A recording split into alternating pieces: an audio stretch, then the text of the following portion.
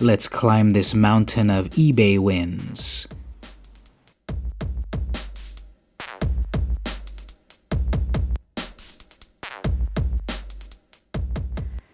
Hey everyone, it's vmcampos. I just had a big eBay shopping spree. So let's open up my eBay haul. So I got this first one here from Massachusetts. So I didn't get very many like earth-shattering things. I just got some fun things here and there and a couple of things that I was looking for. So here's the first one. This is Pacific Presents #1 featuring The Rocketeer and Missing Man. So I like The Rocketeer. I think this is a character that is so underrated. I remember watching the movie in the 90s, and I've been trying to pick up his issues, his early issues, because he came out in a variety of comics.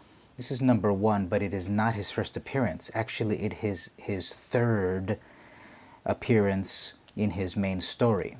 His first appearance is in Star Slayer #1 and #2. He's on the back cover of #1, but his first story is on #2. This has also got a Steve Ditko story, co-creator of SpiderMan. So here's another one from the same seller. Same seller, same character. So here's another Rocketeer early appearance. After the conclusion of the original Rocketeer storyline, which happened, I believe, in the Rocketeer special, which is the 5th Rocketeer appearance. Then he got his own adventure magazine. I really like the Rocketeer because look at this Dave Stevens art, 1988. It's got this great Art Deco style. Read Cliff's New York Adventure and a new series by Lee, Kaluta, and Vess. That might be Charles Vess. This is from Comico.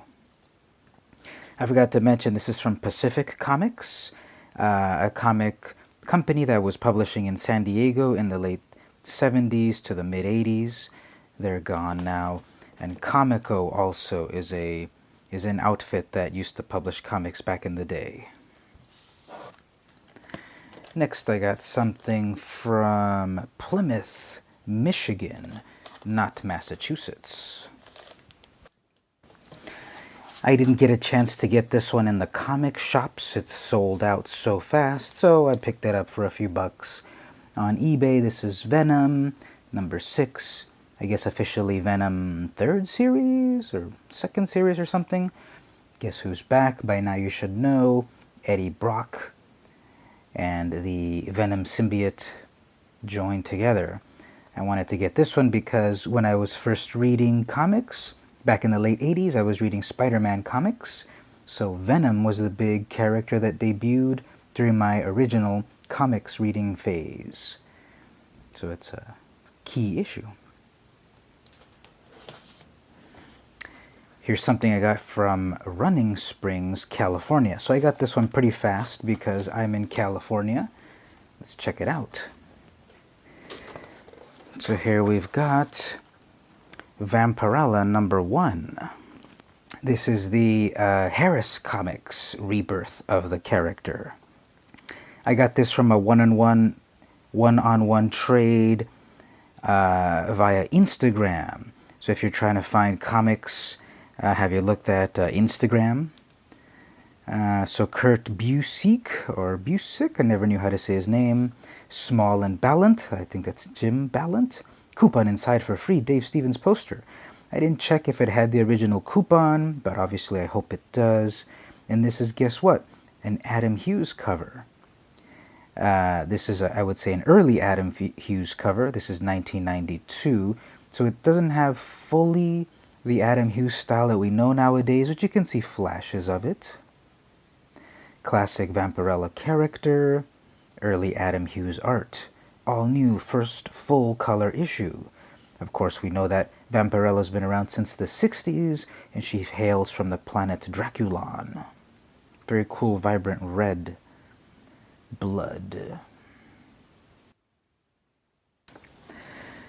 The next package, Chicago, Illinois. So let's check this one. This one is put together like Fort Knox, and for good reason. Here we have Albedo number 4. This is an early Usagi Yojimbo appearance. This is not his first appearance. That's in Albedo number 2, which is very expensive. This one, I got it for an amazing price. Seems to be in near mint condition. It looks really nice.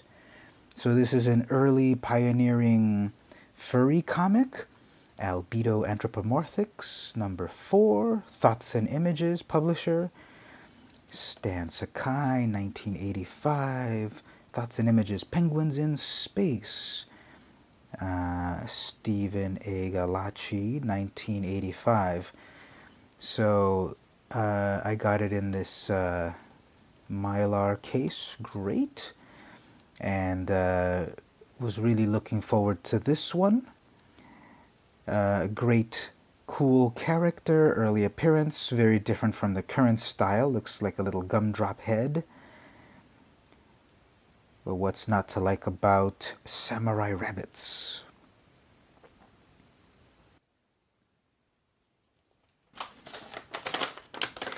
Hailing from St. Paul, Minnesota, I got this other package.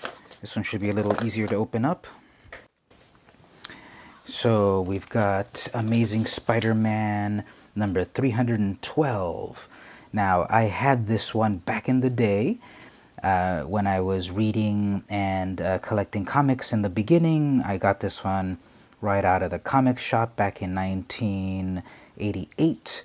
And I had a full run of Spider-Man comics.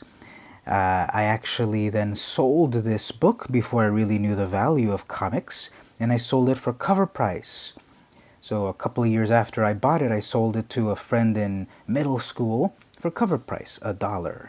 And now I have it again. So that run is complete again. This is Green Goblin vs. Hobgoblin, classic Todd McFarlane art on Spider-Man. I also got it because it's the newsstand edition.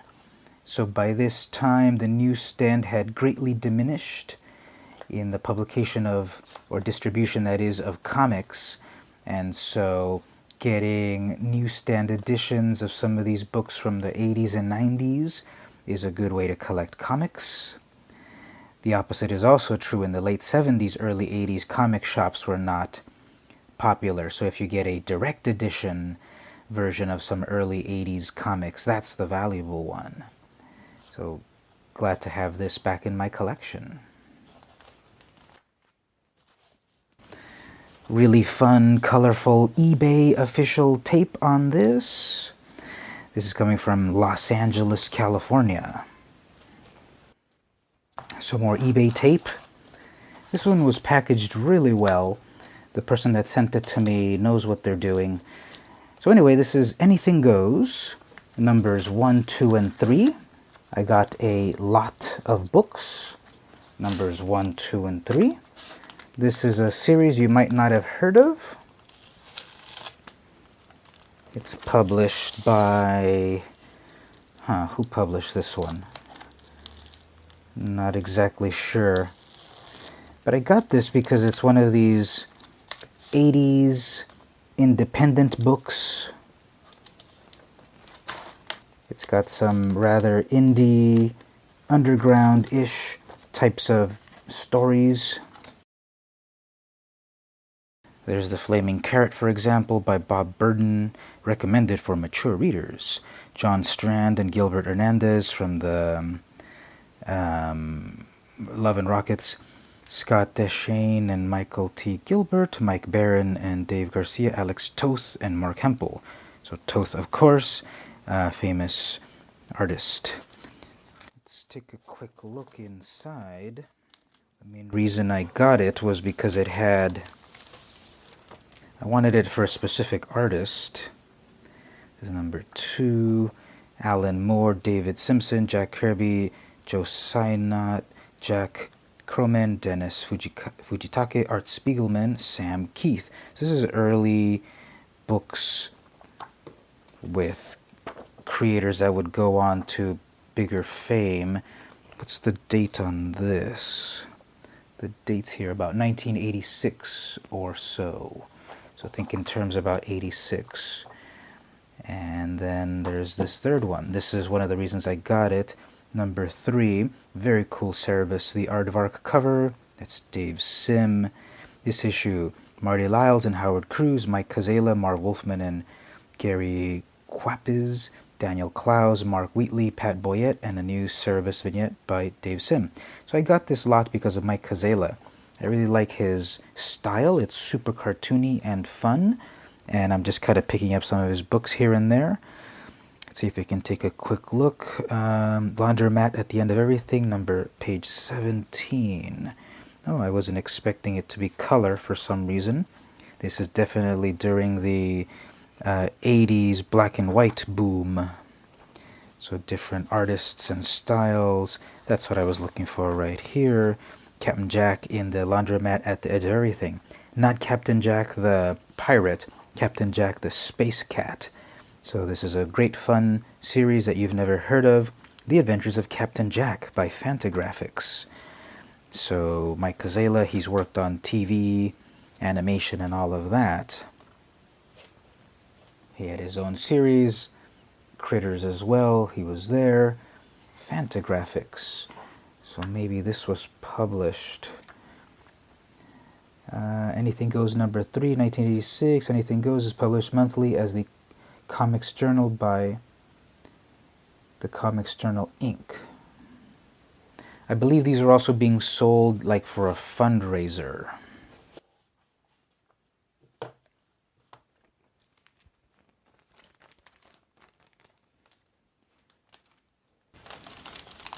Next up, a heavy little package from Villa Park, Illinois, or Villa Park.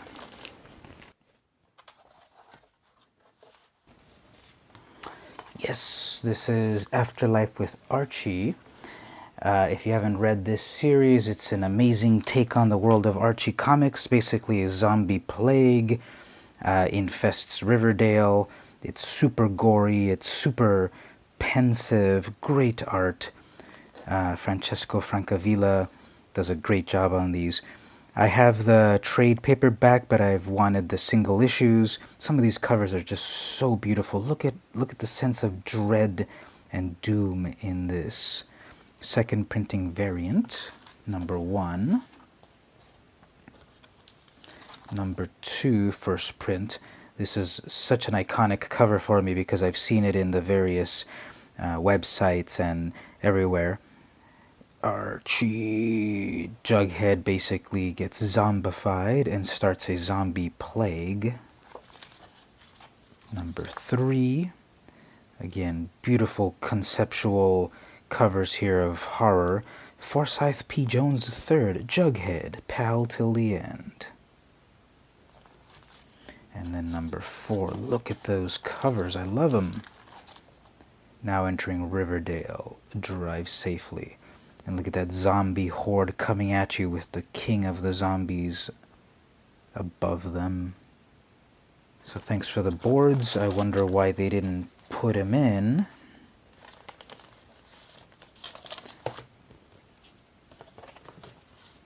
Next one, hailing from Waterloo, Iowa.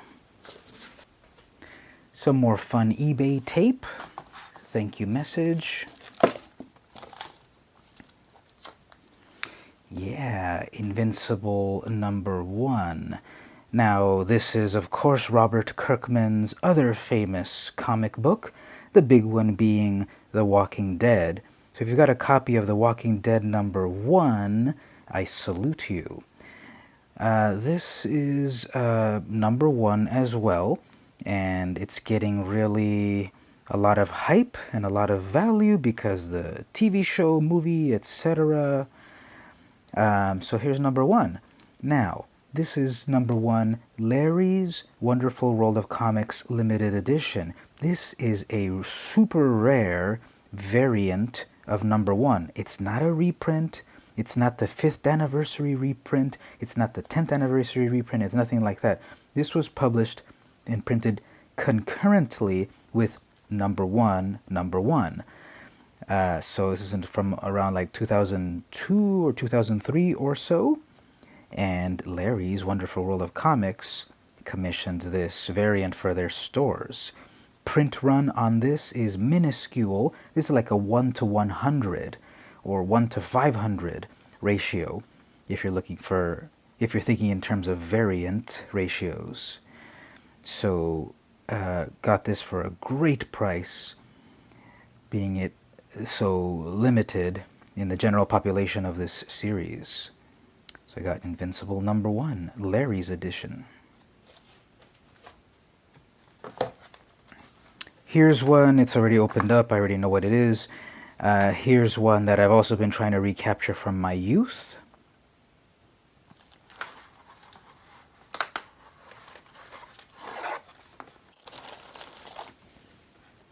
Amazing Spider-Man 316, pretty iconic cover.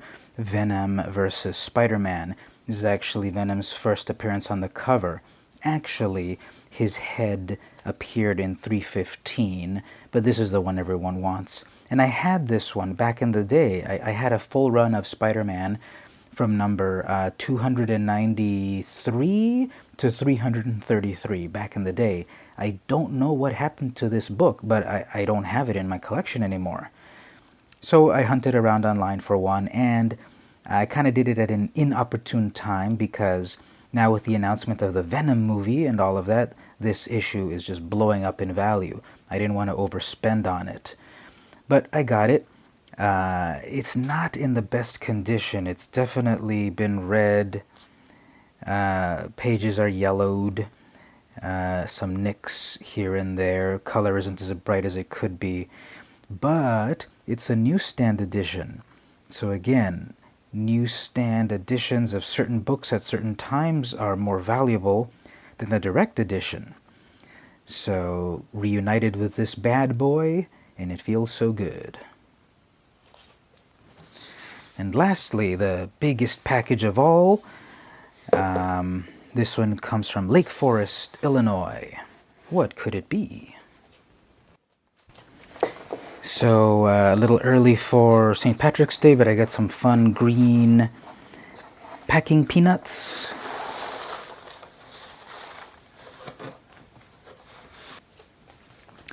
Then the main important part in here.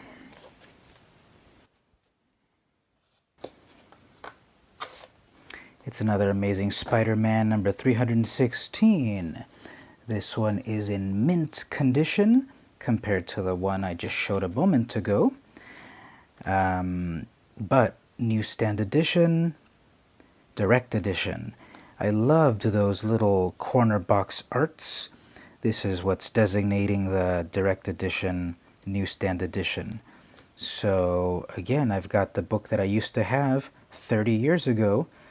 Perfect condition, better than when I had it.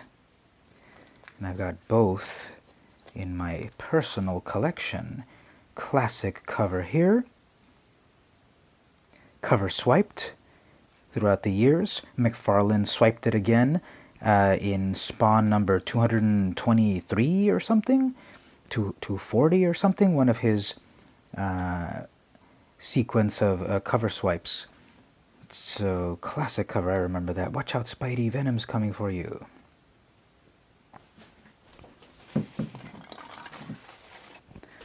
So let's recap, shall we? I got Venom number 6. Rocketeer Adventure Magazine number 1. Pacific Presents number 1. Vampirella number 1. Amazing Spider-Man number 312. Anything Goes numbers 1, 2, and 3. Afterlife with Archies number 1 through 4. Amazing Spider-Man 316 Newsstand Edition and Direct Edition. Invincible #1, Larry's Limited Edition, and Albedo #4. So I'm really proud of this eBay haul. Do you see anything you like?